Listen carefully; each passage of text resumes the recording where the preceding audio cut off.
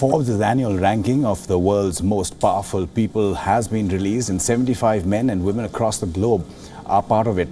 On number 1 is Chinese President Xi Jinping. He sees the top spot for the first time.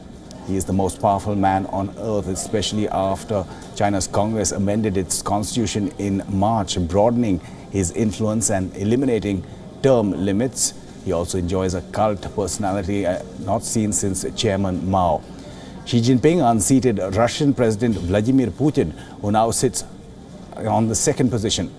President Putin has ruled Russia since May 2000, and this year he was re-elected to a fourth term. He took office yesterday with nearly 77% of the vote of his fourth term as president. Since the fall of the Soviet, he's made his entry into the list an obvious choice. 1 year into his term, President Donald Trump falls to number 3. President Trump has managed to grab headlines because of various scandals arising from his personal and business life, and is under investigation by multiple law enforcement agencies. But he is still commander-in-chief of the world's greatest economic and military power, ensuring him the spot in the Forbes list. The notable entry in this list is Narendra Modi on number 9. The Indian Prime Minister is one of 2 Indians who have made it to the list of 75 most powerful people. Forbes claims that Prime Minister Modi remains a largely popular leader and has raised his profile as a global leader in recent years during his visits with Donald Trump and Xi Jinping. Forbes says Prime Minister Modi has also emerged as a key figure in the international effort to tackle climate change, as warming affects millions of India's rural citizens. The only other Indian to make it to the list is Mukesh Ambani. Forbes says the billionaire chairs and runs Reliance, which is one of India's most valuable companies.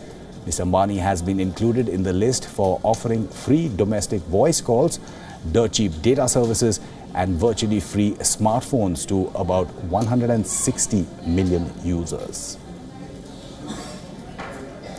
Aditya Dhuna now joining us from the WION newsroom. Aditya, what parameters are used by Forbes to come up with this list? Yeah, let me read out what Forbes put out on its website when they released this particular list. Candidates were chosen based on 4 criteria. Does the person hold sway over a large number of people? What kind of financial resources are there at his or her disposal? Does the candidate's power extend beyond a single sphere?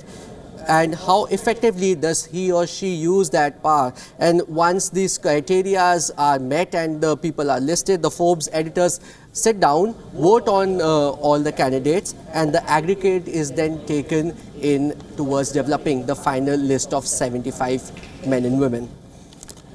Aditya Dhuna reporting on the Forbes list, which has Prime Minister Modi breaking into the top 10. Thanks for that.